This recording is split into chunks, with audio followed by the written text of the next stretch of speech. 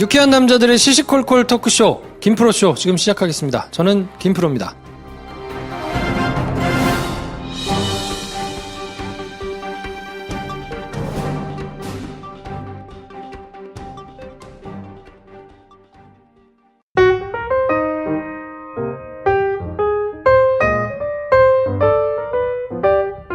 네, 토요일이면 찾아오는 남자 김선생 나오셨습니다. 어서 오세요. 안녕하세요. 그렇다고 해서 꼭 토요일만 오진 않습니다. 네. 토요일만 혼자 찾아오는 남자.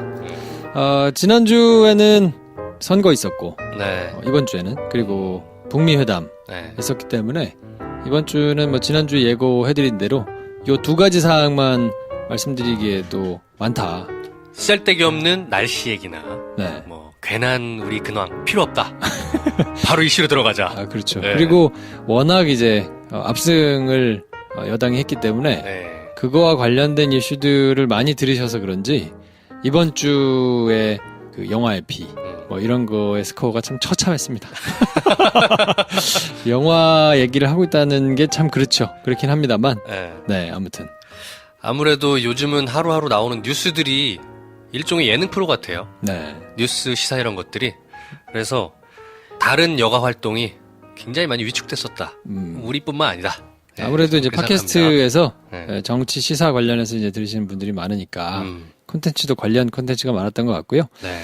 저희는 이제 뭐 한 2, 3일이 지나고 좀 이제 캄다운이 된 다음에 네. 나왔던 얘기 워낙 많으니까 뭐 들으셨던 얘기 또 들으실 필요는 없을 것 같고 이제 저희가 좀 정리를 한번 해보면 좋겠다라고 해서 보수가 거의 붕괴되고 민주당이 압승을 한 6.13 지방선거에 대해서 얘기를 먼저 한번 해볼 텐데요.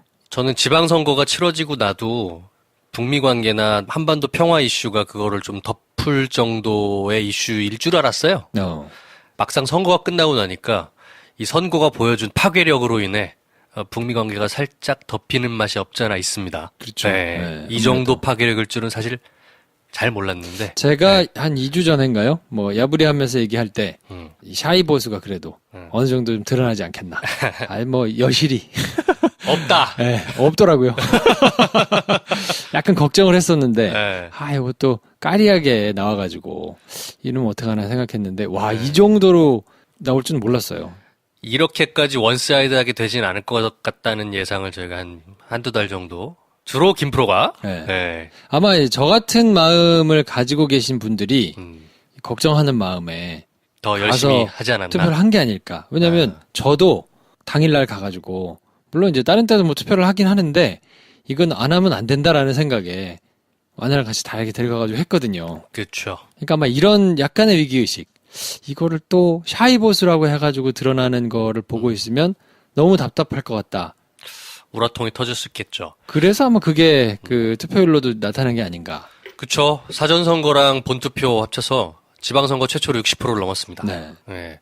지선이 60% 넘기가 참 쉽지가 않대요. 네. 저는 거기에 대해서 그렇게 민감하게 생각하진 않았었는데 곰곰이 생각해보니 그래 지방선거는 그렇게 많이 투표 안 했던 것 같기도 하다는 생각도 들어요. 솔직히 그리고 네. 커다란 이슈가 없으면 다 이렇게 보기가 좀 어렵잖아요. 네. 누가 누군지, 누가 뭐로 나오는지 유명한 사람 아니고는 잘 모르니까 네. 아무래도 좀 그런 게 동기가 좀 떨어지게 마련인데 이번에는 몰려 나온 사람들의 상당수가 다 이제 여당을 찍었다는 얘기니까 그쵸. 그 말인즉슨 샤이보스가 나와서 답답할 거를 못 보겠다. 거기에 위기의식을 오히려 느낀 그럴 수 있죠. 사람들이 많이 나온 게 아닌가. 오히려 저희가 생각했던 그 샤이 보수들은 투표장을 안 갔을지도 모르겠다는 생각도 들 정도로. 그렇죠. 네. 네. 오히려. 네네. 아무튼 뭐 결과는 지난 며칠 동안 보셔서 아시는 대로 역대급 압승이었습니다. 진짜 역대급이죠. 역대급이죠. 네. 앞으로도 이런 일이 있을까는 아직 모르겠어요. 기분은 좋더라. 네. 그냥 시원하더라. 네. 네. 자, 그래서 어떻게 보셨어요? 한마디 총평을 한번 해보죠, 저희도. 영화처럼. 한마디 총평. 저는 약간 밋밋하게. 음. 이건 뭐 여당한테도 해당되는 말이고 야당한테도 해당되는 말인데 네. 이제부터가 시작. 아이고, 정말. 너무 뻔합니까? 아, 밋밋하네, 정말. 네, 네. 밋밋하게. 네. 밋밋해야지. 뭐, 그럴 수 있죠. 네. 저는 요즘 또 누구나 한마디씩 하는 게 약간 유행인가 봐. 온갖 시사 프로에 다 한마디들이 넘쳐요. 그렇죠. 그래서 저는, 누구도 해본 적 없는 한마디를 한번 해볼까 합니다. 어. 보수도 문재인이다. 보수도 문재인이다. 네. 그러니까 문재인을 지지하는 사람, 그러니까 보수도 네. 문재인을 지지했다. 이제 보수도 문재인과 민주당으로 갈아탔다. 저는 그렇게 봅니다. 문재인은 모르겠는데 민주당은 잘 모르겠어요. 뭐 앞으로 어떻게 하냐에 따르겠지만 그래서 한 줄평 아니겠습니까? 네, 인상평이고. 왜 그러냐면 제가 예전에 그 남북 정상회담 할 때 이제 김정은이랑 판문점에서 만났을 때 거수경례하는 모습을 보면서 가짜 보수가 끝나는 것 같다는 인상을 받았다는 얘기를 했던 적이 있었어요. 문재인 대통령이 절도 있는 경례를 하면서 군을 통솔하는 모습 안에 진짜 보수의 가치와 보수가 기대하는 모습이 저기에 다 나타나 버렸다는 생각이 딱 들었어요. 그래서 야 이제 보수도 끝났다 그런 생각이 들었거든요. 그 결과물로 저는 이렇게 해석을 해보고 싶습니다. 네. 왜냐하면 우리가 보수라는 거에 기대하는 것들이 가치가 있잖아요. 보수는 기존의 좋은 것들을 지키고자 하는 민 보수잖아요. 네. 그러면 저 나름대로 생각하기에는 자유민주주의 그리고 애국애족 그리고 시장 경제 이런 것들에 대한 것들을 지켜나가는 것에 이제 보수가 진짜 지켜야 할 가치가 있었는데 사실 이제까지 대한민국의 보수라고 이제 일컬어지는 사람들의 민낯이 최근 몇 년 사이에 많이 드러났잖아요. 사실은 공포 그리고 본인들의 이익 그리고 지켜왔던 역사의 부끄러움을 가리고자 하는 거짓들 이게 그들의 실체였다는 게 확 드러나 버렸잖아요. 그러면 진짜 보수가 지향하는 바를 지키고자 하는 가치는 뭐냐? 누가 하고 있냐?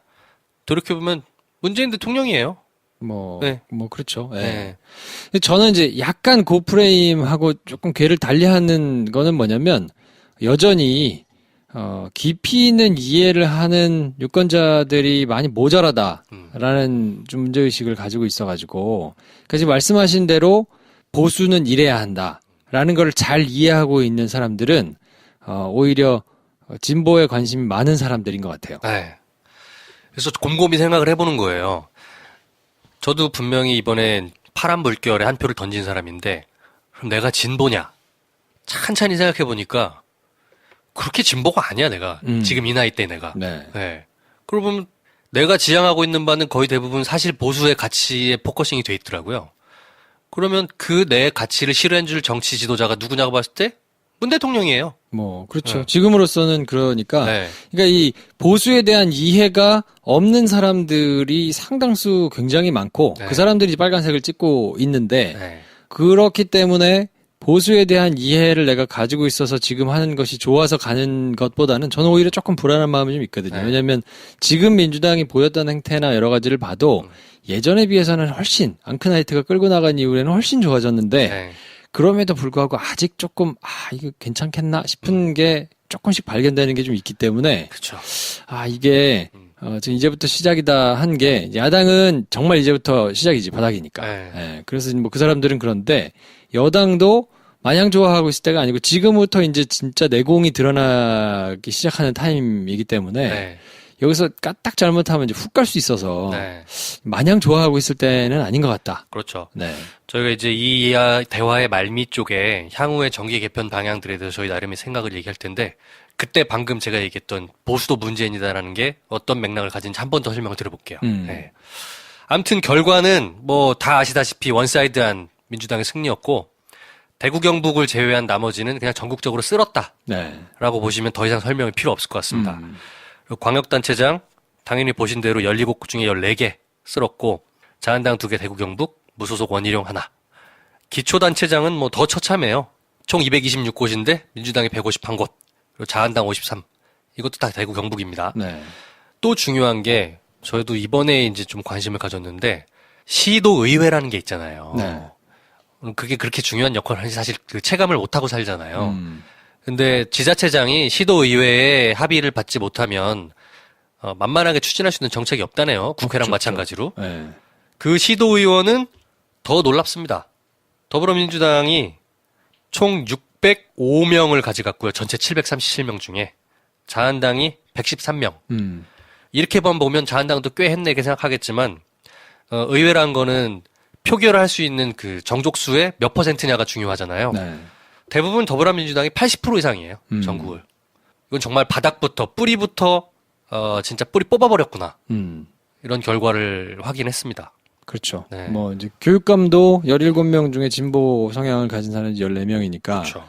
뭐 하여튼 한 군데도 남김없이 전부 다 그냥 민주당을 압도적으로 지지를 해줬는데 국회의원 재보궐도 12곳 중에 민주당이 11곳 석권을 했고 한 곳이 뭐냐?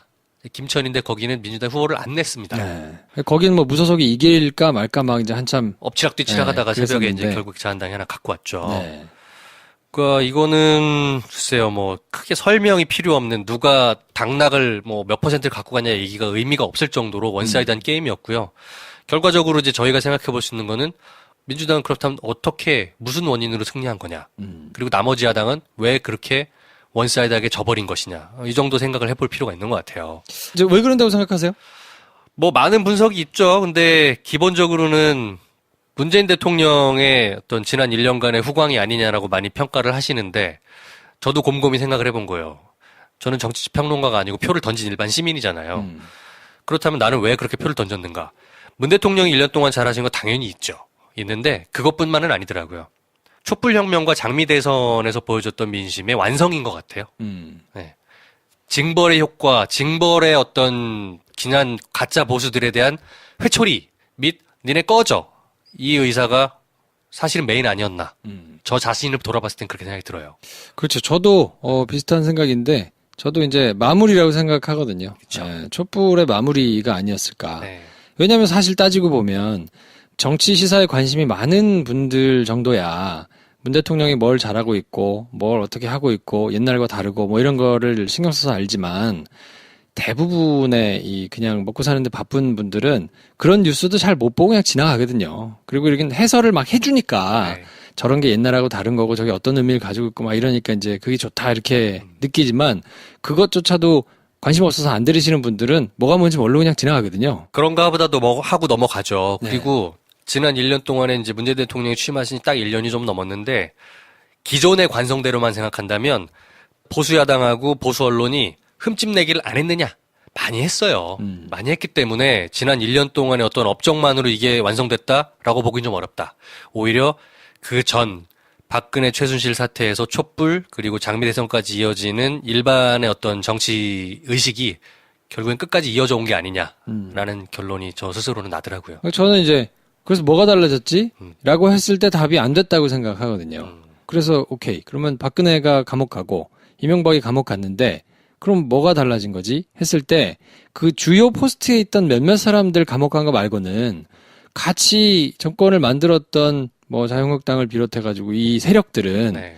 그만둔 사람이 있는 것도 아니고 책임을 진 사람이 있는 것도 아니고 아무것도 안 하고 계속 지금 저러고 있잖아요. 가만히 있죠. 그러니까 그거에 대한 환멸 내지는 야 저거 어떻게 해야 되냐 무슨 수가 있냐 수가 없죠 사실은. 없죠. 검찰이 수사를 해가지고 도드라지는 사람들이 처벌받는 거 말고는 민의가 반영돼가지고 뭔가 할 수 있는 거로는 처음이었잖아요.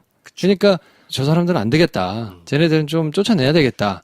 라고 생각하는 게 그냥 거의 묻지마 투표에 가깝게 민주당을 다 몰아준 게 아닌가. 그랬죠. 네. 이번에는 비례를 뽑을 때 보통은 후보자는 민주당을 뽑더라도 비례는 다른 당도 생각하고 뭐 정의당이나 뭐 이렇게 생각해볼까라는 생각을 많이 하잖아요. 그런 것도 없어. 비례도 무조건 민주당이야. 네. 네. 그랬었던 것 같아요. 그러니까 민주당이 뭘 잘해서 내지는 민주당이 굉장히 뭐 이 훌륭하기 때문에 그랬다기보다는 네. 현실적으로 봤을 때 저 정신 못 차린 사람들을 정신 차리게 해줄 현실적인 대안이 뭔가 그쵸. 라고 했을 때 그냥 민주당에다 많이 실어주는 게 맞는 거 아닌가 그거죠. 네. 라고 생각을 했을 텐데 그럼 그게 계속될 것이냐 저는 그게 한 번일 수 있다고 보거든요. 그렇죠. 저도 네. 그래서 2년 뒤에 총선은 지금과 양상이 다르다라는 생각을 하는 거예요. 어떡하지? 보수 괴물요소를 내가 냈는데 이게 벌써 괴멸해 버렸어. 근데 이제 아직도 국회의원이 120명 가까이 남아 있으니까. 네. 왜냐면 총선은 저희가 이제 향후 2년 뒤잖아요. 그러면 그때는 진짜로 문재인 대통령과 민주당 정권이 지난 4년 동안 뭘 했냐를 가지고 판단할 수 있는 선거가 바야흐로 돼요. 그러면 그때는 촛불, 장미대선 가지고 안 갈 겁니다. 네. 앞으로 2년간의 본인들의 퍼포먼스로 판단될 거예요. 네. 근데 이제 말한 것처럼 시민혁명이 만들어냈던 정권에 대한 그거는 여기까지다. 네. 라는 생각이 들어요. 네. 그렇죠. 뭐 그래서 지금부터 이제 2년 동안 잘 해야 될 텐데 네. 저는 뭐 나쁘지는 않다고 봅니다. 왜냐하면 그렇죠. 제가 2012년에 대선을 졌을 때 속은 상한데 뭐라고 생각을 했었냐면 저 혼자는 이게 내공일 수 있겠다. 대선 직전에 이런 정도의 큰 스캔들 내지는 뭐 이런 게 터졌는데 네. 저 정도 갈무리를 하는 거 보면 정권을 잡아도 조직적으로 다른 사람들이 막 반대했을 때 그걸 꿰차고 나가기는 머리 꼭대기에 앉아가지고 조정하고 나가기는 좀 어려울 수 있겠구나. 그럴 수 있죠. 그러면 내공에 맞지 않는 감투를 쓰는 것보다는 절치부심하는 시간을 갖는 것도 길게 보면 나쁘지 않겠다 생각했는데 그 이후로 뭐 문재인 대통령이 이제 당시에 정치인으로서는 그렇게 뭐 발군의 이 실력을 발휘하지는 못했단 말이에요.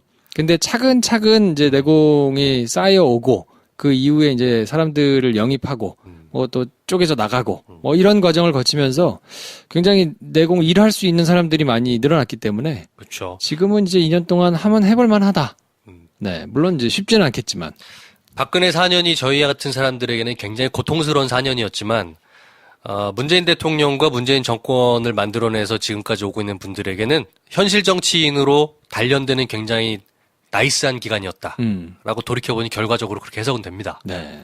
그래서 아무튼 뭐 절망할 거는 아니고 다만 이제 너무 자만하거나 그래가지고 그냥 엇나가거나 뭐 요런 이제 과오를 범치 않는 게 굉장히 중요하니까 그렇죠. 그러기만 한다면 2년 후에 국회의원 수도 네. 확 쪼그라드는 결과를 한번 가져왔으면 좋겠다. 많이 바라는 바죠, 사실 저희가. 네. 네. 근데 그렇게 될 가능성이 저는 아직 있다고 보고. 네. 네, 왜냐하면 지금 이제 뭐 조금 이따 얘기하겠습니다만 남은 그러면 야당이 어떻게 될 거냐. 뭐 비슷하기 때문에 비슷해요. 뭐 기대할 바가 별로 없어요. 네, 뭐 참 그래서 다행이야. 아무튼 너무 자만해가지고 혼자 까불다가 넘어지지만 않으면 조금 하여튼 뭐 아직 희망이 있다고 보고요. 네. 이번 선거를 보면서 가장 기억에 남는 인물 누가 있을까요? 누가 뭐래도 가장 많은 지면을 차지했던 사람은 김경수 경남지사죠. 네. 뭐 김경수를 시작해서 김경수를 끝난. 그렇죠. 야, 그 마지막에는 깜짝 놀랐어요. 전 지는 줄 알았어요. 12시 좀 넘으니까 골든크로스가 일어나더만. 네. 네. 야, 이거 이렇게 막 8,000표 막 뭐 10,000표 이렇게 막 차이가 나면 네. 이거 지는 거 아니야? 그쵸. 그땐 네. 한때 5% 이상 차이가 났거든요. 네. 그러니까 이거 25% 이상 개표를 했는데 아직도 4, 5% 차이가 나면 보통은 이러면 쉽지 않은데 이런 생각 들거든요. 그래서 거기는 출구조사에 응한 사람들이 전부 다 김경수 찍은 사람들만 응하고 나머지는 그냥 갔나 보다. 저긴 정말로 샤이가 있나 보다. 네. 라고 생각을 했는데 우리 게시판에 누가 올려주셨더라고요. 경남에서도 에런님이겠죠, 에런님. 네, 내륙은 경보가 똑같다. 네. 바깥에가 나오면 좀 달라질 거다라고 얘기를 해주셨는데 네. 뭐 비슷하게 그렇게 됐더라고요. 나중에 보면은 경남도지사 판세 분석을 할 때 각 그 시군구별로 퍼센테이지를 보여줬잖아요. 네. 근데 마지막에 창원, 거제 그리고 김해 나왔을 때 저기서 압도를 했구나 이런 생각이 들었습니다. 네. 저 김경수 의원 지금 이제 도지사 많이 기억이 나고 뭐 김프로는 누구 생각나세요? 한 명씩 얘기해봅시다. 저는 사실 뭐 원래 알고 있지는 않았는데 네. 이거 되고 나서 이제 인터뷰들이나 뭐 이런 걸 보다가 송철호 시장이 울산. 네. 네. 야, 저 사람 뭐 이런 사람이 있었어? 몰랐죠. 사실 네. 우리도 그 지역 사람이 아니니까. 그렇죠. 네. 이 양반이 뭐 중앙정치에서 유명한 사람도 아니고. 네. 근데 울산에서는 8전국이. 야, 8번 떨어지고 9번째 붙었는데 네. 26년 걸렸대요. 야우, 약간 스토리가 굉장하더만요. 그러니까요. 네. 야, 그래서 저희가 2주의 인터뷰로는 그 뉴스 공장에서 이 송철호 시장을 인터뷰를 한 게 있는데 네. 하여튼 수더분하게 되게 아씨 목소리가 참. 네, 기차에서 전화를 받아가지고 네. 뒤에서 KTX 소리 계속 나오고. 네. 그래서 2주의 인터뷰는 송철호 시장과 김어준 씨가 이제 인터뷰한 내용을 한번 들려드리고 네. 뉴스 공장을 들으신 분들은 뭐 익히 내용을 아시겠지만 안 들으신 분이거나 아니면 뭐 지나가신 분들 이런 분들은 네. 송철호라는 사람이 어떤 사람이고 이 사람이 뭐 어떤 배경을 가지고 있는가 뭐 이 인터뷰를 한번 들어보시면 야 이런 사람이 있구나 이번 선거에서 이런 사람이 새로 조명을 받았구나 네. 뭐 이런 생각을 한번 하실 수 있지 않을까 싶어서 네. 저희가 2주의 인터뷰로 6월 15일 뉴스 공장에서 인터뷰를 했던 송철호 시장의 인터뷰를 한번 듣고 가겠습니다. 울산시장 당선인입니다. 송철호 당선인 전화 연결됐습니다. 안녕하십니까? 안녕하십니까? 네, 지금 따져보니까 국회의원 6번, 울산시장 2번, 총 8번 낙선하셨더라고요. 아, 예. 저는 되게 부끄러운 건데, 이게 말씀하시는 분은 되게 신나는 거 신기하려고. 하시더라고요. 신기합니다. 왜냐하면 아이고, 참. 이제 지역구도를 무너뜨려 보겠다고. 네네. 지금 기차 안이십니까 혹시? 기차 속입니다 지금. 예. 그러시군요. 예. 지금 바쁘시겠죠. 예. 근데 저희도 인터뷰를 해야 하니까 오늘 짧게 좀 하겠습니다. 예. 근데 이게 한 서너 번 정도는 모르겠는데 8번이면 이게 세월이 이게 얼마입니까? 20여 년 되지 않습니까? 26년. 26년이요? 예. 첫 번째 출마가 몇 년도셨습니까? 1992년 4월. 1992년. 4월. 노무현 선배 이 닦더라고 막 꼬아가고 이거 해야 된다고 막 내려가지고 시작했는데 26년이 그냥 하루같이 지나가 버리고. 하루같이. 그러니까 저 부산 지역에서 노무현, 문재인, 송철호 이렇게 세 분이서 인권 변호사로 유명했다고 제가 듣긴 했습니다. 오래전부터. 근데 예, 뭐 같이 지냈죠. 예. 그래서 지금 방금 노무현 선배라고 하셨는데 노무현 전 대통령이 그러니까 동생 거기 꼭 나가야 돼 하고 시작된 겁니까? 그렇죠. 왜 나가라고 그랬던 겁니까? 노무현 전 대통령이. 거기 이제 여당의 건물이 있는 데고 울산 중구라는 데가 아주 보수색이 제일 강하고 상대방이 꼭 좀 떨어뜨렸으면 좋겠다고 생각하는 건물이고. 예. 그러니까 이제 저 같은 철도 없고 아직 세상도 모르고 또 인권 변호사라고 약간 좀 껍죽대고 그러니까 내가 나가서 손을 좀 시원하게 봐주라고 그런 의미인데 사실 그때는 아직 철없고 어리니까 그냥 그럼 30대 시작하신 거죠 이게?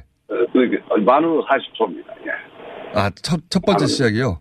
네, 만으로 40초입니다. 40대 초반에 시작해서 지금 60대 후반까지 해가지고 첫 당선되신 거 아닙니까? 떨어진 거 자꾸 강조하시면 제가 앞으로 이 방송 안 나갑니다. 문재인 대통령보다 연배가 좀 있으시죠? 예. 중간에 계셨군요, 그때. 예. 문재인 대통령이 형이라고 부른다고 제가 들었는데.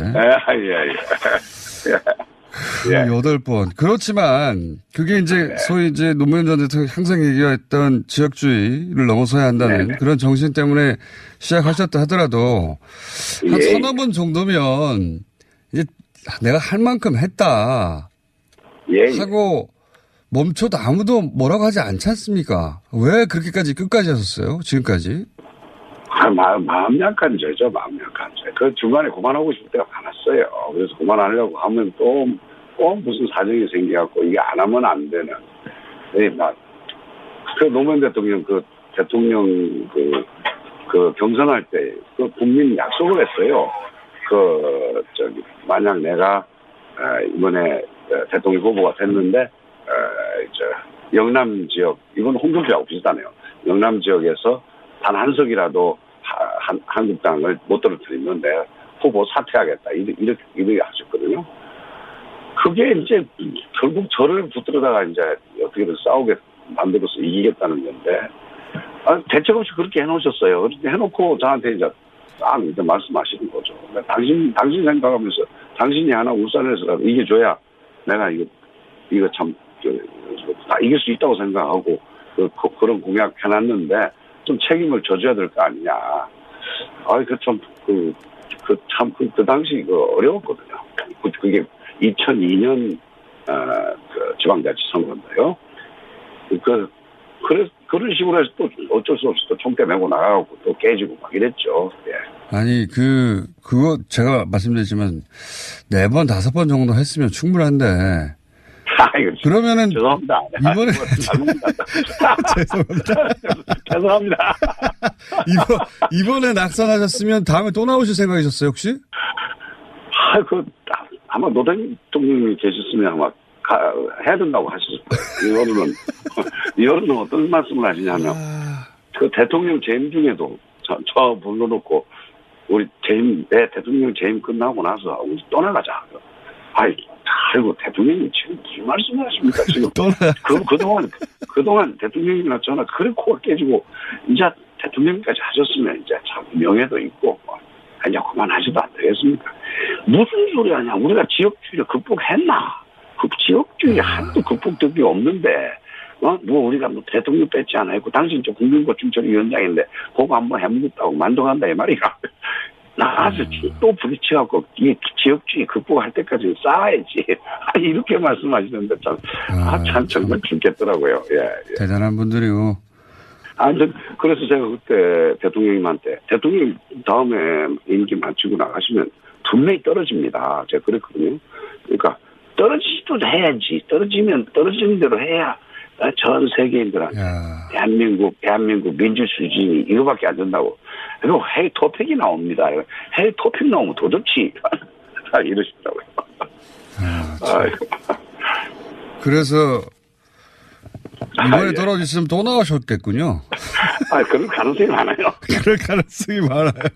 아니 근데 가족들은 고생 많으셨을 것 같은데 진짜 정치인들 가족들이 그러니까, 낙선 가족들 고생 제가 본 적 많거든요.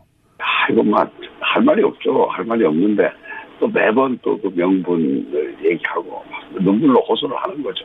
이거 이왕 내쳤는데 여기까지 왔는데 이제 와서 힘들고 그렇다고 힘들어서 못하겠다고 하면 지금까지 한 것이 다 말짱황 아니냐. 그러니까 한번 그냥 내지르기나 그냥 한번 던난질러 보자. 이런 식으로 진짜 무릎 꿇다시피 애들한테 사정하고 그러죠. 네. 그렇게 하고 이렇게 넘겨왔어요. 이번에 당선되고 나서 가족들이 정말 기뻐했겠습니다. 그죠? 울고 불고 난리가 났죠. 왜냐하면 저는 굉장히 26년간 떨어졌으니까 예, 다른 데는 여기는 안 될 거라고 생각이 십상인데 그리고 참 본인은 누가 가장 생각나셨습니까? 첫 번째로. 잘 생각나는 건 역시 노무현 대통령 생각나고 두 번째는 문재인 대통령 생각나더라고요. 사실은 지난 2011년경에는 저는 그만뒀거든요. 네. 집도 이사를 해버렸어요. 더 이상 안 한다고. 이사를? 몰래? 더 이상 찾아오지 말라고? 야야야. 이사 몰래 이사가. 몰래 이사. 그게 2011년인가? 그런데 더 이상 못 한다고. 더 이상 못 한다고. 지금 이사를 몰래 가셨는데. 근데 문재인 변호사가 찾더라고요. 이호철이 소통해서. 이호철이가 찾아왔어요. 와가지고. 문재인 변호사가 좀 뵙자고 한다고. 네. 그걸 만났더니, 형, 이사했다며. 이사했다고. 다시 이사 가서. 다시 이사 가서.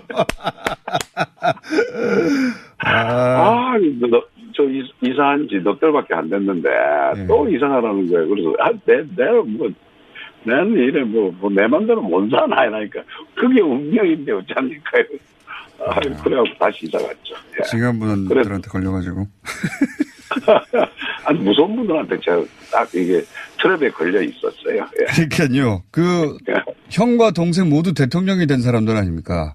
그러니까요. 제가 좀 운명적으로 좀, 이게 참 희한하게 걸렸어요. 한 가지만 더 질문드리고, 서울에 오셨을 때 꼭 스튜디오에 한번 출연해 주십시오. 오늘 다른 후보들이 있어가지고 하나만 더 딱. 그러면 이번에는 왜 당선되셨을까요? 결국은, 우선 지역주의가 많이 약화됐어요. 정말 제가 평소 생각한 게, 참, 동서를 연결하는 낮의 통문이 되고 싶다. 이런 생각을 했는데, 이번엔 조금 낮의 통문이 좀 뚫린 것 같아요. 저쪽에서 지역 이걸 가지고 제가 호남 연구가 있다는 것 같고 공격을 제법 했거든요. 네. 아주 겸허하게 막 하더라고요. 하는데 그게 별로 안 먹혀요. 안 먹혔다, 이번에는. 안 먹혀요. 그래서 저는 큰 희망을 봤죠. 희망을 받고, 그리고, 또, 이번에는 문 대통령께서 워낙 잘하셨어요. 워낙, 그냥 대통령이 아니라 대통령을 뛰어넘는 민족의 지도자의 어떤 그 품격을 보이신 거라고 저는 생각합니다. 아주, 이렇게 크게 감흥하신 것이죠. 알겠습니다. 노무현 대통령이 그렇게 그리던 그 지역주의 타파가 이제 드디어 되어 간다 이렇게 느끼셨겠네요. 전적으로. 오늘은 여기까지 하고요. 네. 예, 예. 이제 울산시장님이 되신 이후에 꼭 한번 직접 스튜디오 출연해 주십시오. 오늘 말씀 감사합니다. 예, 감사합니다. 네. 안녕히 계십시오. 네. 26년이야. 40에 시작해가지고 66살에 당선이 됐으니. 사실상 남자 나이 40부터가 사회생활의 전성기라고 보는데 네. 전성기를 싹 다 날린 거잖아요. 실패의 역사로. 뭐 그렇죠. 네. 참 대단하다. 네. 저는 인터뷰를 들으면서 한 가지 좀 아쉽더라고. 이제 누가 제일 생각나나요? 누가 제일 뭐 고맙나요? 뭐 이러니까 노무현 전 대통령하고 문재인 대통령하고 이제 두 분 얘기를 했는데 네. 이럴 때는 이 아내를 좀 얘기해야지. 이게 센스가 좀 떨어진다. 경상도 남자다. 그러니까 네. 아내를 얘기하고 왜냐면 사실 생각해봐 26년 동 무슨 죄야. 그렇죠. 그 네. 같이 있은 가족들이랑 어떻게 됩니까? 그 식구들은 도대체 무슨 죄로? 그러니까 네. 식구들 얘기하고 그 다음에 저 노무현 문재인 얘기해도 좋지 않았을까. 경상도 남자다. 네. 아무튼 뭐 네. 그런 생각을 좀 했고. 저는 또 한 명 생각하자면 이제 원희룡 지사. 그러니까 이 사람이 탈당은 정말 신의 한 수였다. 네.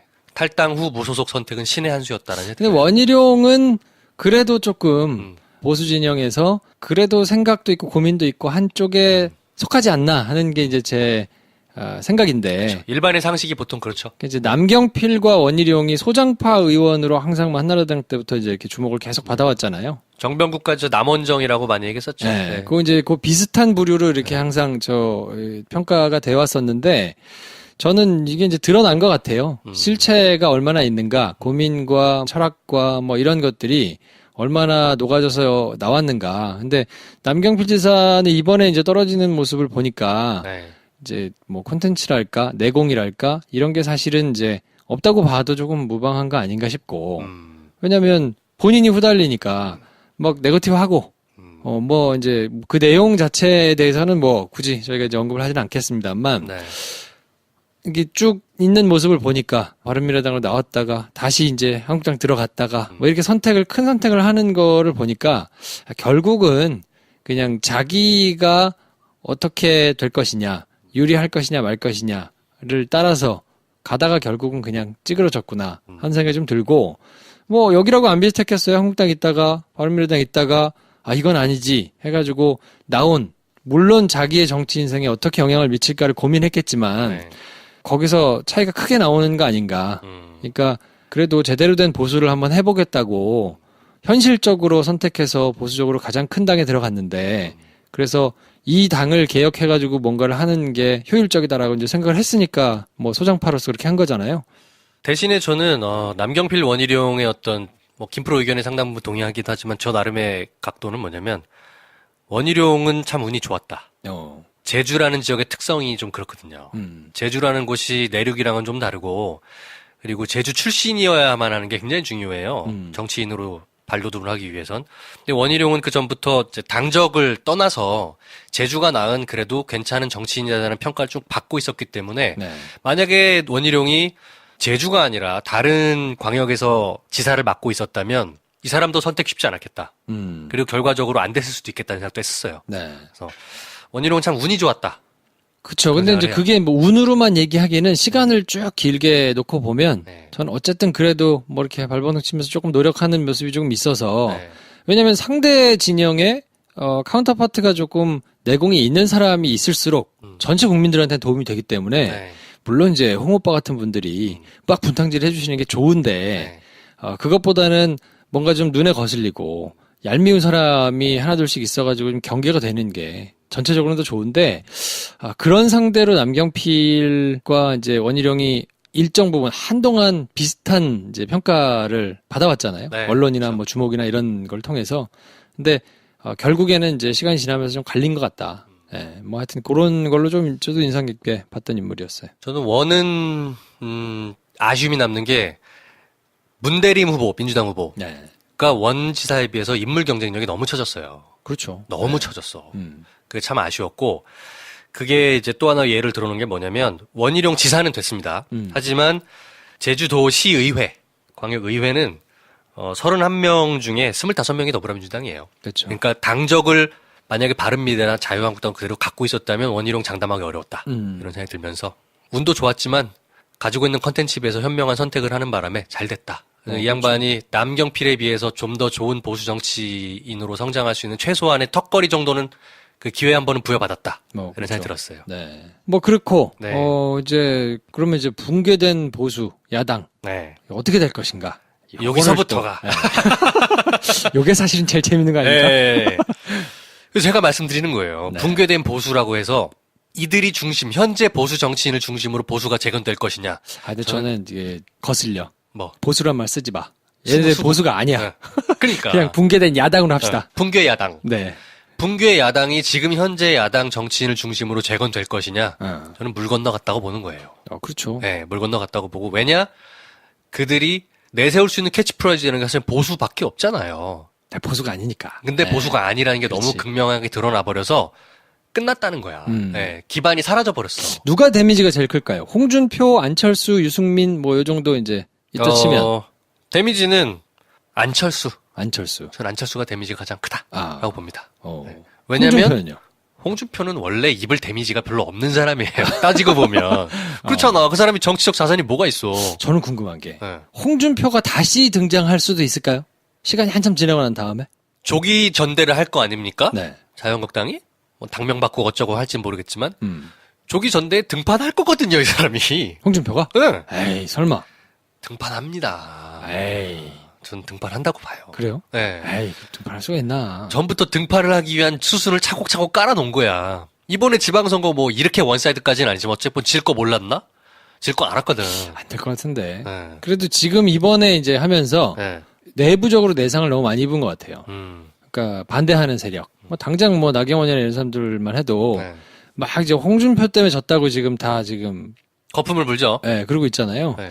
그래서 내부적으로 뭔가 좀 자기 사람들을 규합하는데 조금 실패한 거 아닌가. 왜냐면 홍준표 대표가 자기 사람을 되게 많이 공천했잖아요, 이번 지선에. 네. 안 될지 알면서도. 그건 뭐냐면 전대에서 당대표 나올 때 자기 지지 세력을 만들어 놓은 거라고 해석을 했어요. 그래서 홍준표가 조기 전대에 다시 나왔다. 그리고 당대표가 다시 된다. 그러면 그때는 자유한국당이 깨지는 겁니다. 근데 저는 그래도 홍준표가 네. 대단한 철학이나 이런 걸 가진 사람은 아니어도 그래도 이렇게 판을 보거나 뭐 이럴 상식은 조금 있는 사람이라 지금 지방선거를 이지랄을 만들어 놓고 전대를 다시 나온다고? 아니, 그럼 역으로 물어보자고. 홍준표가 전대에 안 나와. 네. 안 나오고 나서 그 사람이 정치적으로 복권될 가능성이 있느냐? 빵이에요, 제가 볼 땐. 그리고 나와서도 안 된다고, 그럴까요? 난 네. 아닐 것 같아요. 어떻게 나와서라도 당대표 자리를 다시 맡아야 그나마 명맥이 이어지지. 이번에 안 나오면 이렇게 관뒀는데 어떻게 선거 책임을 진 사람이 어떻게 당대표를 또 나와? 그러니까 홍준표죠. 나는 홍준표는 그 정도는 아닌 것 같아. 이게 안철수면 가능할 것 같은데 홍준표는 그렇지는 않다고 보는데 뭐 이 사람이 좋아서가 아니라 나온다에 한 표. 그래 던진다. 그게 본인한테 훨씬 더 손해가 된다는 거를 알기 때문에 이게 장미대선 상황하고는 조금 다를 것 같거든요. 왜냐하면 장미대선은 본인이 수긍을 못한 것 같아요. 그래서 이게 뭔가 민심이 이게 워낙 이렇게 좀 탄핵 열풍 때문에 막 이렇게 원사이드하게 가서 그렇지 이 숨어 있는 사람들이 있다. 이 사람들만 잘 규합하면 된다라는 확신이 이제 그때는 있어서 계속 문재인 정권에 대해서 인정을 안 한 측면이 있는 것 같거든요. 네. 근데 이번 건은 민심이 어떻게 된 거라는 걸 본인이 모를 수가 없단 말이지. 그리고 이거에 상당 부분 책임이 있는 사람인데 이걸 자기가 전제에 다시 나오면 그러면 최소한의 양심도 없는 사람으로 낙인 찍히기 때문에 이렇게 되면 정말로 그 뒤에 정치적 생명이 끝난단 말이에요. 안 나와도 끝나요. 아니지. 안 나오면 잊혀졌다가 나중에 무슨 기회로 다시 잡을 수 있는 기회가 있단 말이에요. 우리 한번 봅시다. 한번 그러니까. 요거 한번 얘기 한번 요거는 해보자. 네. 요건 한번 봐야 되겠네요. 네. 전대에 나온다 안 나온다. 저는 안 나온다. 전 나온다. 아, 그리고 사실 아무것도 못 해보고 그냥 바지가랑이 붙들고 있다가 바보된 유승민. 유승민. 네. 유승민 캐릭터가 원래 좀 그래가지고. 네.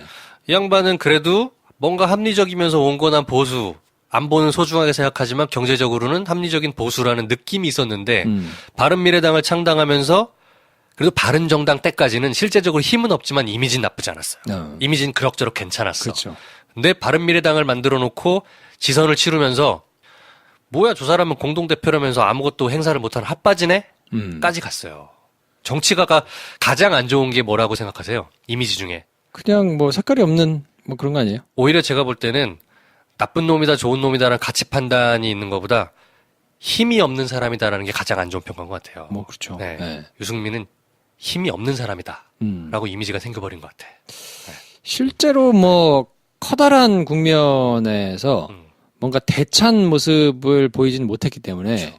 그게 이제 아주 좋게 해석을 해주자면 네. 좀 점잖은 것 때문에 품위를 지키느라고 대차게 안 한 것인가 아니면 대차게 못해서 못하는 것인가. 그러니까 약간 까리한 게 좀 있었던 것 같거든요. 네. 그러니까 쉽게 생각하면 김무성 그러면 김무성은 쫄보니까 네. 덩치만 컸지 아유 저기는 뭘 못하는구나. 그 양반은 이제 쫄보인데 등치만 크고 대가리 굴리는 요걸로 굳어졌단 말이에요. 근데 그게 이제 명확하게 드러났는데 이제 한참 박근혜 대통령하고 각을 세울 때 했던 행동들을 보면 아, 저 사람이 대차게 들이받을 수 있는데 품위를 지키느라고 지금 저 정도는 안 해주는 것인가? 요거에 대해서 약간 까리한 좀 이미지가 있어서 바른정당으로도 넘어갔을 때까지 그래도 뭐 온건한 보수, 합리적 보수를 얘기하는 게 좀 네. 이렇게 이미지가 맞았는데 그렇죠. 아, 이번에 안철수랑 합치고 네. 안철수한테도 약간 질질 밀리고 뭐 이런 거를 보니까 네. 아, 이 사람이 그냥 품위를 지키느라고 그런 거와는 좀 다른가 보다. 제가 볼 때는 이번에 이제 유승민 대표가 철수 맛을 봤다. 아, 정말 가는 족족. 네. 네. 철수 맛을 보신 분들이 여럿 있잖아요. 철수 맛을 제대로 보면 문재인 대통령 외에는 다 나가 떨어졌습니다. 네. 박지원 철수 맛 보고 나서 아직도 저렇게 빌빌대고 있거든요.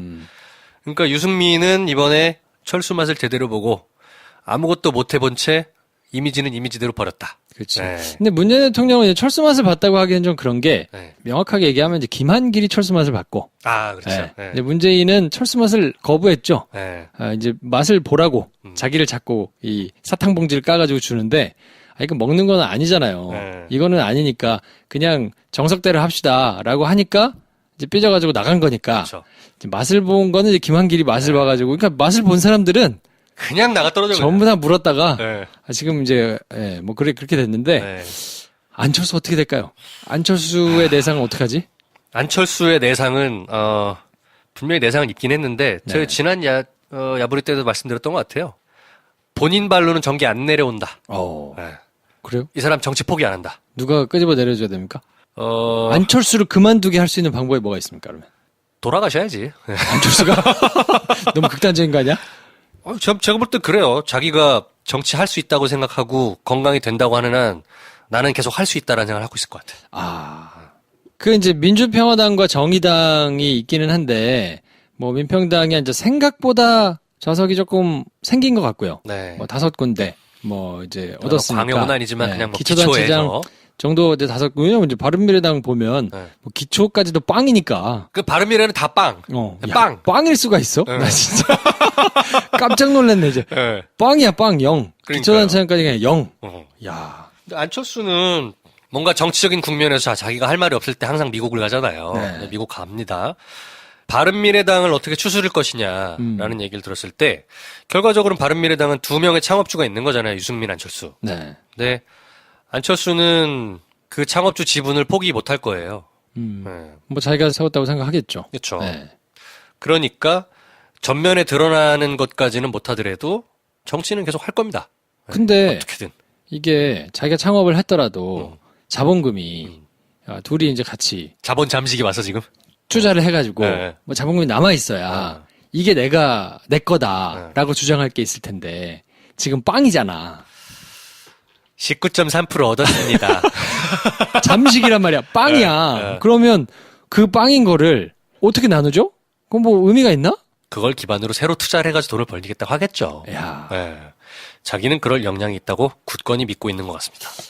근데 진짜로 결국 정치는 세력이라 자기를 지지하는 세력 혹은 자기 주변에 지지하는 세력이 조금 모자르더라도 뭐 대중적인 인지도나 뭐 이런 것 때문에 자기를 지지하는 팬덤 뭐 요 2가지를 가지고 이제 하는 건데 초창기에 이분이 8년 전에 정치를 하겠다고 뛰어났을 땐 둘 다 있었단 말이에요. 네. 팬덤도 젊은 층을 중심으로 해서 있었고. 뭔가 새 정치를 한번 할 수 있을 것 같다. 왜냐하면 저 사람은 보기에 너무 샌님 같고 샌님이라 그러면 뭐 수더분하고 순진하고 이래 보이니까 저걸로 그냥 상식적인 기준을 갖다 밀어붙이면 다 나가 떨어지겠구나.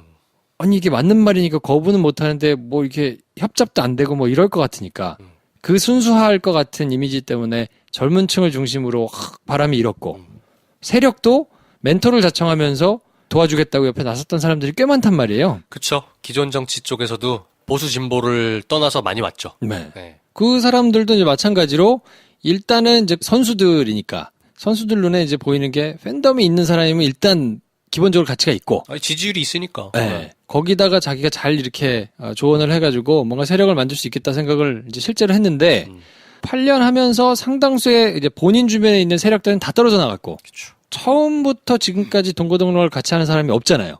보좌진이 있는 것도 아니고. 그렇다고 지금 바른미래당 내에 있는 구국민의당파가 확실하게 안철수 사람들인 것이냐? 그렇지도 않아. 안 해볼 때. 그러니까 안철수를 정말 이 정치적인 동지로 생각해가지고 쭉 이렇게 온 사람이 있느냐? 없잖아요. 없죠. 그냥 단순히 조금 어쨌든 될 것 같으니까 뭐 이용할 게 있을 것 같으니까 이제 같이 이제 가는 사람들인데 그럼 정치를 하면 안 되고 이제 회사를 해야지. 안철수 씨의 정치적인 자산, 두 가지 말하는 그 정치적 자산이 실제로 남아있느냐? 없지. 빵이에요, 빵. 그건 맞아. 네. 안철수 씨 머릿속에는 자산이 남아있다고 생각하기 때문에 계속 할 겁니다. 그건 망상이 이제 허경영하고 비슷한 거 아니야? 그렇지. 바로 그 사람입니다. 네. 그래? 그 망상이 지워지지 않을 거라고 봐요. 네. 아니 그게 이제 뭐 쉽게 지어지지는 않을 텐데 네. 이제 세력은 없어졌고 그럼 팬덤이 남았느냐? 팬덤이 젊은 층을 중심으로 해서 남아있던 새정치 사람들 없어졌단 말이에요. 아유, 남긴 몰라마. 그러다가 이제 국민의당 가면서는 호남의 일부 이제 이렇게 남아 있었는데 이번에 이제 당 쪼개면서 그것조차도 없어졌잖아요. 네. 그래서 이제 팬덤도 다 떨어졌기 때문에 팬덤도 없어지고 세력도 없어진 이 사람이 어쨌든 정치를 하게 되면 우주가 자기 중심으로 돌기 때문에 그거를 자각하기를 기대하기는 좀 어려울 것 같기는 합니다만 근데 어쨌든 뭘 해볼 수 있을까요? 허경영은 뭐 예능이라도 나오고 개그 캐릭터가 되셔가지고. 네. 사람들이 막 신기하니까 인터뷰라도 해주고 뭐라도 했으니까 네. 그걸로 뭐라도 하고 뭐 이렇게 나이 어리신 분하고 또 사랑도 하시고 뭐 이렇게 좀 하는데 네. 또 그런 캐릭터는 아니라서 질이 멸렬한 상태 속에서 그냥 휘둘려 가면서 한 2, 3년 계속 정치판에 구천을 떠도는 원귀처럼 남아 계실 거예요. 야 네. 어떻게 하면 좋아. 뭐 어떻게 하면 좋아. 자업자득이죠. 그래서 네. 2주의 관심법. 2주의 관심법은 저희가 이제 마지막으로 너무 맨날 나와 마지막이래. 정말. 안철수 전 후보 네. 지금 이제 미국 가는 비행기에서 과연 무슨 생각을 할까? 요거에 대해서 한번 얘기를 해보겠습니다. 첫 마디는 이걸 것 같습니다. 관심법이니까. 네. 김문수 씹새끼. 김문수에 대해서. 그쵸. 김문수 때문에 이렇게 됐다. 그렇지. 그래요? 내가 잘못한 건 없는 거야, 저라면. 그럴까? 김문수 씹새끼. 나한테 양보만 했으면 내가 되는 건데. 그럴까? 근데 하여튼 좀 신기해가지고, 저는 이제 정치인으로서는 이제, 미국을 갔다 와서, 정계 은퇴를 하는 것이 그나마 자기가 남은 자산을 지킬 수 있는 최선이라고 생각을 하지 않을까. 적어도 그 옆에 같이 있는 김비영 교수 정도는 그렇게 조언을 해주지 않을까 싶고. 그 아내분. 네. 본인은 사실 쉽지 않죠. 그렇게 이제 뭐 판단을 할 것 같았으면 이런 선택들을 계속 안 했겠죠. 네. 근데 여러 사람들 주변에 지금은 이제 뭐 팬덤이 남아 있어야 주변에 이렇게 기웃거리는 이제 세력들이 새로운 세력들이 등장하는 법인데 지금은 누가 봐도 팬덤이 다 떨어졌기 때문에 이거를 어떻게 활용해 보겠다고 오는 세력은 없을 거란 말이에요. 그러면 진짜로 주변에 남아 있는 지인 내지는 가족 뭐 이런 사람들만 남는데 그 사람들은 조금 냉정하게 얘기를 해주겠죠. 바른미래당이 어쨌건 이번 선거에선 빵이긴 하지만 네. 의원을 보유하고 있잖아요. 그걸 가지고 뭘 해보려고 할 거예요. 그럴까요? 네. 저는 갔다 와서 정계 은퇴를 하는 것이 남은 어떤 자산이라도 지키는데 그래서 그 명분을 만들려고 나름 노력하지 않을까. 왜냐하면 본인 입장에서는 지금 정계 은퇴하잖아? 그러면 진짜로 정계 은퇴를 하는 게 아니라 특정 시점에 돌아오겠다는 생각을 가지고 정계 은퇴할 거라는 거 저는 한 표를 던지는 건데 그냥 돌아오지 않겠다, 진짜로 끝내겠다라고 정계 은퇴를 해버리면 내가 만들어 놓은 바른미래당 지분을 남들이 갖고 가네? 그럴 순 없지 라고 생각할 거거든. 그래요? 네. 야, 내가 너무 높게 보나요? 안철수를? 너무 높게 봐. 그렇게 높게 볼 사람이면 이 정도까지 안 왔다고 봐요. 뭐 그럴 수 있죠. 저는 미국 가는 비행기에서 무슨 생각을 할까? 조금 색다른 생각을 해봤습니다. 이분은 분명히 지금 상태에서는 기내식이 어떤 것이 나올까? 그것만 생각할 것이다. 네, 왜냐면 뭐 성찰의 시간을 갖겠다고 하지만 네. 이분은 성찰을 하지 않는 것 같아요. 그렇죠. 예, 성찰한 적이 없어 지금까지. 그러니까 그거는 그냥 남들 하는 거 보고 배운 대로 하는 거고 이분은 이제 기내식이 어떤 게 나올 것이냐. 비즈니스 타고 가실 테니까. 그렇죠. 비즈니스 아니면 너무 많은 사람들이 실제로 이코노미 좌석에서 봐야 되니까 그것도 좀 뻘쭘하고. 그렇죠. 네. 버스 타고 가실까? 네. 버스는 아니겠지. 비즈니스겠지. 비즈니스 가겠지. 그러면 기내식이 잘 나오니까 오늘 뭐 라면 하나 달라고 할까? 뭐 이런. 라면. 기내에서 먹는 라면이 맛있다던데. 비즈니스를 못 타봐가지고. 비즈니스 때 한 번 타봤는데. 네. 이게 타자마자 자는 바람에. 그래요? 네. 아이, 큰맘 먹고 내가. 네. 멀리 갈 때는 또 비싸서 안 되고. 동남아 갔다 오다가. 한 2-3시간. 한 4시간짜리. 4시간. 딱 애매하거든요. 거기서는 라면 한 번 먹어봐야 되겠다. 생각을 하고 타자마자 슬리퍼를 갈아 신고 깨보니까 도착했어. 기내식도 못 먹었네, 그러면? 못 먹었어. 야하, 이 사람 진짜. 비즈니스 왜 탔어? 그러니까. 어차피 이코노미 타도 잘 거. 천추한이야. 정말 아쉽네요. 한 번 타봤는데. 네. 네. 하여튼, 안철수 대표의 관심법은 모르겠습니다. 하여튼, 김문수 씹새끼, 쟤를 어떻게 밟을까 생각 플러스, 미국 갔다 언제 돌아오면서 어떻게 재기하지? 요 생각, 저는 할 것 같아요. 네. 사실 남아있는 저 야당들의 향후 전망, 뭐 어떻게 보세요? 바미당, 자한당. 자한당은 뭐 계속 저렇게 가겠죠. 이제 김무성, 요런 사람들을 중심으로 해가지고, 네. 김성태가 이제 좀 친하니까, 네. 새로, 이제 자기들이 슥, 이제, 판을 한번, 왜냐면, 아직까지는 의원이 그래도 110명 넘게 있기 때문에, 그렇죠. 뭔가를 해보겠다고 이제, 그 사람들한테는 좋은 거 아니겠어요? 새로운 기회. 그리고 지금 바닥이기 때문에, 네. 여기서 이제 올라가는 모습만 남았잖아요. 그러니까, 조금만 합리적으로 해가지고 하면, 내가 이제 뭔가 다음번을 노릴 수 있겠다라고 해가지고 짱구를 굴리고 있는 사람들이 많을 거기 때문에 그러니까 홍준표처럼 그렇게 원색적으로 민주당에 도움이 되게 하는 사람은 없겠지만 상당 부분 그 안에서 이제 이합집산이 좀 있을 것이고 저는 볼 때 바른미래당은 안철수가 갔다 와가지고 정계 은퇴하고 혹은 정계 은퇴하지 않으면 또 깨지지 않겠나? 갈라진다. 네. 갈라지는데 계기가 필요하거든요. 선거 졌다고 갈라지는 거는 명분이 좀 부족해요. 네. 그렇죠. 양당이 다 비슷한 시기에 이제 비대위 체제 조기 전대 비슷하게 갈 텐데 그때 구 자유한국당 시절에 있었던 바른미래당 의원들과 현 자한당 내에 짬짬이가 이루어지지 않을까. 그러면서 명분을 찾아서 그렇다고 해서 바른미래당 사람들이 자한당 이름으로 들어갔고 그냥 그건 또 명분이 없어요. 그러니까 내가 볼 때는 자유한국당이 또 한번 이름을 바꾸려 하지 않겠느냐. 그래서 이름을 바꿔서 뭔가 혁신을 하겠다고 하면 바른미래당에 있던 원래 자한당 소속 사람들이 쓱 다 그렇죠. 그쪽으로 가는 형태가 되지 않겠나. 네. 그러면 남는 것이 누구냐? 국당 출신들. 음. 그 박지원 대표가 요즘 국당 출신들한테 돌아오라고 노래 많이 부르잖아요. 그렇지. 네. 돌아와라 이쪽으로. 네. 결국에는 돌아갈 것이냐 아닐 것이냐. 저는 오히려 그럴 바에야 민주당 문을 두드리지 않을까요? 민주당은 안 받아주거든. 네. 받아주지는 쉽지 않을 텐데 네. 그렇게 할 구실들을 뭔가 찾지 않을까. 네. 기사도 좀 막 났죠. 엊그제 선거였는데 바로 뭐 기사가 난 게 뭐냐면 그래도 아직 여소야되다. 협치가 중요하다. 이런 기사들이 야당의 속마음을 대변하는 기사들이 종종 나고 있더라고요. 택도 아닌 써야 되니까 써야 돼서 그래요. 네. 하여튼 국당 출신들이 당장 민주당으로는 못 갈 것이고 민평당한테 가서 지원형 우리 어떻게 해야 돼? 어떻게 좀 해줘. 그러면 일단 들어오고 형이 잘 아사모사한테 해가지고 민주당으로 들어갈 수 있게 자리 마련할게. 이렇게 네. 형 믿지? 요즘 나 문빠야.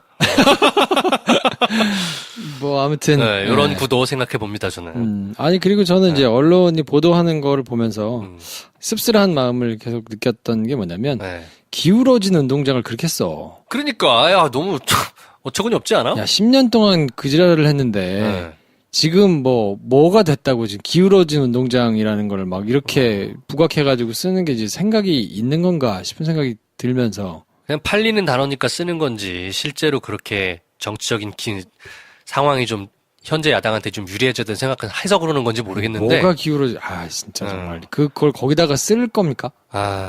그런 언론인들이 참 많은 것 같아요. 하루 됐는데 하루. 야 진짜 좀 하여튼 좀 보면서 좀 굉장히 그랬고요.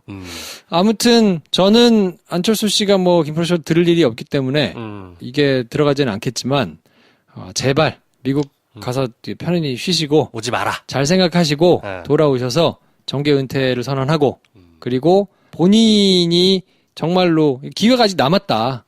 근데 이제 분야를 바꿔서 정치가 아니고 다른 쪽에서 본인이 최대한 열심히 하는 것으로 해야 그렇게 해서 5, 6년 이상 열심히 해가지고 성과를 내야 그래야 기회가 생겨도 생긴다.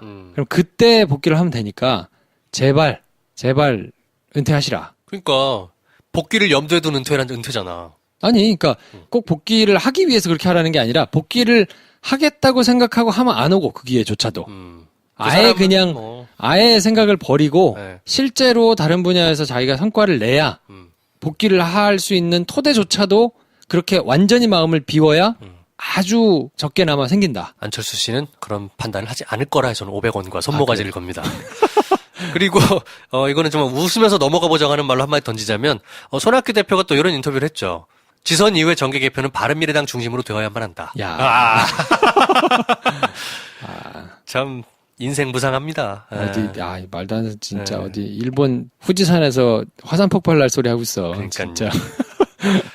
하여튼 이번 지선은 이렇게 풍성한 뒷이야기들과 관전 포인트를 남긴 채 잘 마무리되었다. 아무튼, 안철수 씨가 미국 갔다 와서 어떻게 하는지를 조금 지켜보도록 하고, 네.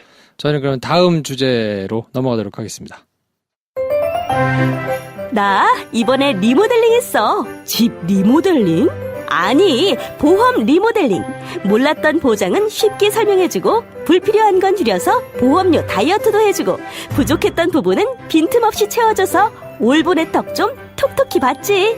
나도 지금 바로 신청해야겠다. 1670-7639로 전화해봐. 최고의 전문가가 1대1로 무료 상담해줄 거야. 올바른 보험 올보넷으로 바로 전화해야지. 북미 정상회담 있었는데요. 네. 이거는 이제 시간이 조금 지났기 때문에 시간 되게 많이 지난 것 같잖아. 네. 화요일이야. 그렇죠. 근데 이제 아주 드라마틱한, 문재인 대통령이 건너가가지고 종전선언을 한다거나, 이렇게 대단히 드라마틱한 결과가 이제 생기지는 않았고, 아직 이제 조금, 진행 중이잖아요.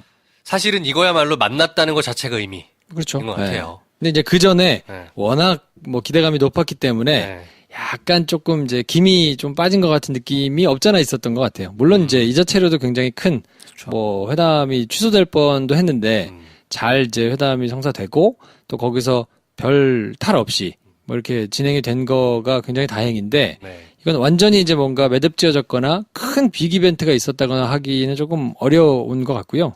네, 이런 평가들은 있어요. 그건 결국에는 그냥 회담 자체를 약간 반대했던, 곱게 보지 못했던 세력들의 주로 된 코멘트가 트럼프가 진 거 아니냐. 김정은한테 놀아놨다. 그럼 얻어온 게 뭐냐.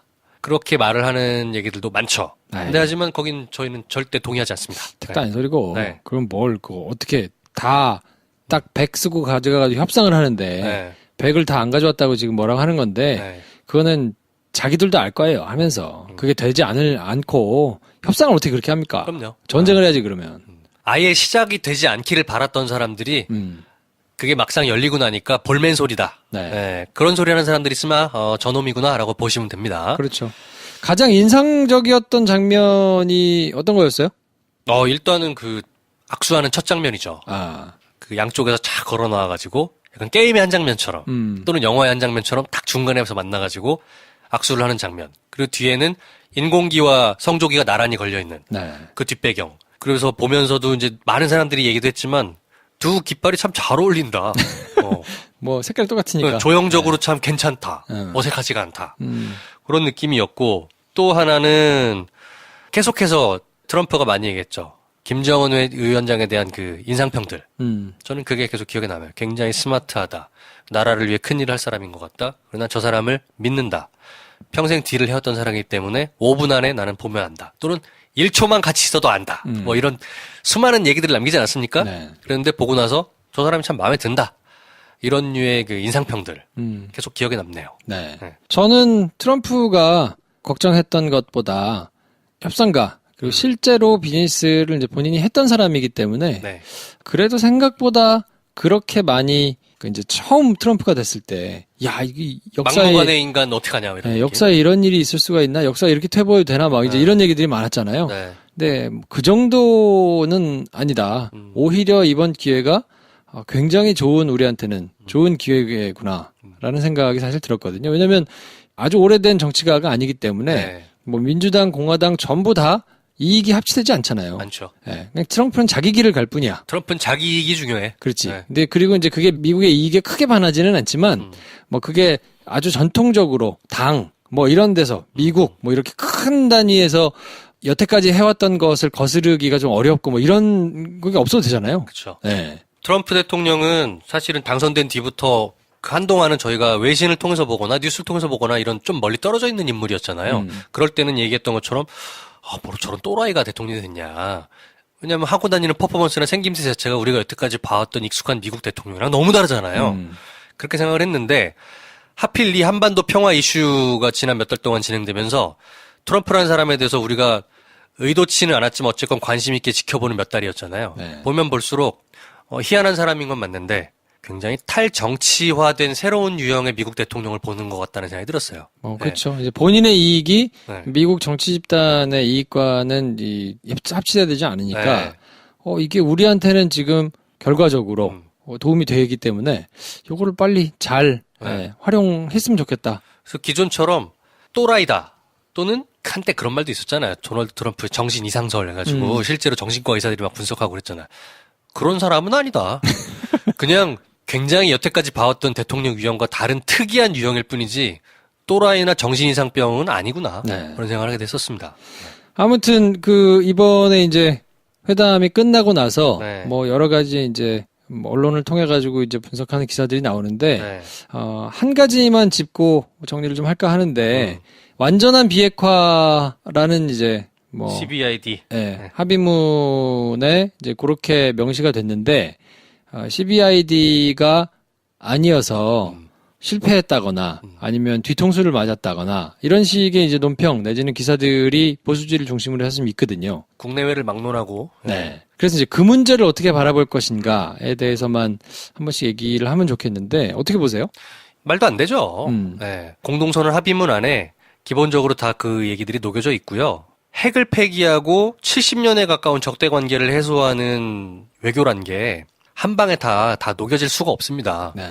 그리고 많은 해설을 들으셨겠지만 CBID라는 문구 자체가 기본적으로 전쟁이나 어떤 분쟁에서 패배한 나라들이 지게 되는 내용들을 명기한 내용들인데 이거는 서로 싸우다가 누가 이기고 진 상황이 아니잖아요. 그러니까 CBID라는 문구를 합의문에 말 그대로 그렇게 단어로 녹여넣는 거는 말이 안 돼. 네. 그 내용들을 순화해서 서로 간에 합의할 수 있는 말로 담아놓는 게 중요한 거죠. 그렇게 따지면 나이스한 출발했다. 네. 라고 저는 생각합니다. 뭐 그렇죠. 네. 네. 그러니까 CBID Complete Verifiable Irreversible Dismantlement. 네. 그러니까 완전하고 검증 가능하고 불가역적인 비핵화. 그러니까 뭐 되돌릴 수 없는 비핵화 이건데 네. V하고 I가 지금 포함이 안 됐으니까 이게 뒤통수를 맞은 거 아니냐. 뭐 이런 식으로 얘기를 하는데 저는 이제 두 가지 포인트를 봐야 된다고 봐요. 그러니까 이 상식성과 합리성을 따져봐야 되는데 이 상식적인가를 따져보려면 이 용어 자체가 얼마나 빈번하게 쓰이는 개념인가를 먼저 조금 살펴봐야 되는 것 같고, 그러니까 VI 이게 검증 가능하고 불가역적인. 되돌릴 수 없는. 네. 그러니까 불가역적이라는 말을 그럼 당신들이 얼마나 이걸 주장하는 언론, 뭐 이걸 논평하는 사람들이 평소에 불가역적이라는 개념에 대해서 얼마나 많이 사용을 하고 있는 것인가. 그렇죠. 그러니까 이게 쉽게 받아들여질 수 있는 개념인가. 사실은 말장난성이 그렇죠. 조금 강하거든요. 그러니까 되돌릴 수 없다, 불가역적이다라는 표현을 다른 표현으로 해서 실질만 똑같으면 되는 거 아니에요? 또 하나는 그리고 불가역적이라는 거는 그걸 선언하고 갈 수는 없어요. 결과적으로 봤을 때 불가역적이어야 하는 거지. 네. 그러면 합의문이 이행돼서 실제로 핵 폐기가 되고 체제를 보장받는 그 쭉 프로세스를 거친 뒤에야 불가역적으로 고정돼서 결과가 나오는 거지. 그거를 처음부터 불가역적이어야만 한다. 말로만 박아놓으면 뭐해. 불가역이 아직 안 됐는데. 그러니까 검증 가능하고 불가역적이다라는 표현이 안 들어가서 문제다라는 주장은 그거는 결과로 나타나는 것이지. 그렇죠. 그게 선언한다고 그래서 오케이 그럼 이렇게 합시다라고 선언해놓고 사실 뒤에서 딴 것을 하고 있는 것하고 네. 그렇게 표현하지 않지만 실질이 그렇게 가고 있는 거하고 네. 뭐가 맞는 것이냐.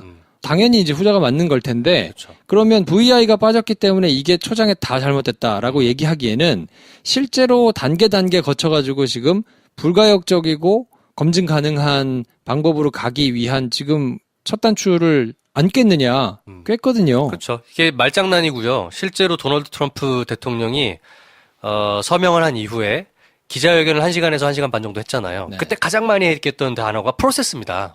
우리는 과정을 시작했고 과정 중에 있고 이 과정을 완수하기 위해서 어떤 조치를 할 것이다라는 얘기를 10번을 넘게 반복을 했어요. 네. 그러니까 결과적으로는 CVID로 가는 것이지 그거 자체가 선언을 하고 갈 필요는 없는 내용인 거거든요. 그리고 이제 그것이 어디에서 온 것인가를 조금 명확하게 따져봤으면 좋겠어요. 이거는 네. 주장을 하거나 논평을 하시는 분들이. 왜냐하면 CVID라는 개념이 어디서 나왔느냐. 이건 네오콘이 주장한 거거든요. 그렇죠. 그러면 네오콘들은 미국의 이익을 위해서 과격하게 주장을 하면서 이게 아니면 안 된다라고 주장할 수 있죠. 네. 그래서 그 미국의 이익에 따라서 그렇게 주장할 수는 있는데 네. 그걸 그럼 우리가 가져와서 이렇게 안 됐으니까 큰일 날 것처럼 떠드는 거는 그러면 그게 우리의 이익과 부합하나요? 전혀 합리적이지 않거든요. 우리의 이익엔 부합하지 않지만 주장하는 그분들에게는 이익에 부합하죠. 그러니까요. 네. 네, 그래서 대한민국이라는 나라의 이익에 부합하지 않는 VI를 명기하고 가는 문제를 저렇게 집착해가지고 마치 이 전체가 잘못된 것인 양, 잘못된 방향으로 가고 있는 것인 양 쓰는 것은 물론 이제 그거는 경계해야죠. 말을 그렇게 해놓고 완전한 비핵화를 하겠다고 얘기해놓고 뒤에 이루어지는 것들이 실제로 그렇지 않고 뭔가 다른 꼼수를 쓰고 있고 그래서 뭔가 이대로는 안 된다라는 거는 경계하고 살펴봐야죠. 네. 그렇지만 덮어놓고 그 과정을 시작하겠다고 하는 이 마당에 이게 빠졌으니까 완전 뒤통수 맞고 잘못된 것이다라고 주장을 하는 거는 판이 깨지기를 간절히 바라는 것 말고는 더 이상의 의미가 있을 수 없다. 오히려 저 같은 사람에겐 좋아요. 그렇게 주장하시는 분들이 현재의 상황이 저분들은 이익에 부합하지 않는 분들이구나. 저 사람들이었구나라고 판단할 수 있는 좋은 시그널입니다. 네. 네. 그래서 아무튼 김포쇼 들으시는 분들은 이런 거에 휘둘리시지는 않겠지만 네. 이거에 대해서 혹시 열을 올리고 계시는 주변에 이제 다른 분들이 보이시면 이 VI가 뭔지도 잘 모를 거야. 그러니까 CVID가 영어로 철자 뭔지 물어보면 누가 알아. 잘 모를 거야. 근데 그게 안 됐다 그러면 네. VI가 빠졌다고 지금 뭐라고 하는데 네. V와 I에 해당되는 내용은 쭉 시간이 지나서 맨 마지막에 체크해 볼 수 있는 체크리스트의 내용인 거지. 네. 이게 선언한다고 해서 중요하고 그 선언 안 한다고 해서 중요한 그런 문제는 지금 아니기 때문에 그렇죠. 그거는 프로세스가 진행되고 난 다음에 됐는지 안 됐는지를 나중에 알 수 있는 거다. 그 의지가 얼마나 강한지 네. 그게 얼마나 구체적인지 그리고 지금 제대로 가고 있는지를 살피는 게 훨씬 지금 단계에서는 중요하기 때문에 그렇죠. 택도 하는 소리 하지 마시라. 이렇게 얘기를 해주시면 될 것 같습니다.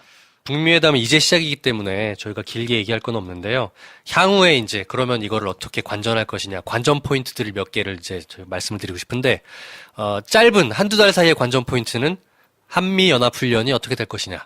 요거를 좀 관찰해 보십시오. 네. 그렇죠. 이제 세계, 일지훈련이라든지 네. 기리졸브라든지 요런 이제 세계 훈련을 이제 멈출 것 같죠? 예, 중단할 것 같은데, 미국에서는 이제 큰 틀에서 트럼프가 이제 시기 동안에 중지하겠다. 그리고 미국이 그렇다면 우리나라도 적극적으로 검토하겠다. 이렇게 이제 얘기를 했기 때문에. 네. 근데 그게 사실은 이제 큰 비행기들, 아주 이렇게 핵폭탄 쏠 수 있고, 이럴 수 있는 항공모함이나 이런 것들 오는 것 때문에 지금 북한에서 그런 건데, 그럼 이 훈련 말고는 안 오냐? 다른 훈련들에도 오거든요. 그러니까 그쵸. 이게 상징적인 의미가 사실은 더 강하다고 지금 보시면 될 것 같고, 네.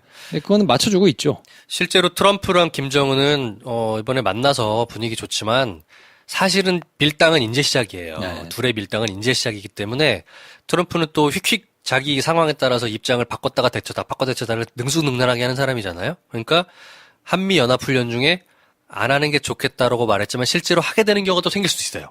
그런 관전 포인트들이 있다라는 말씀을 드리는 거고 네.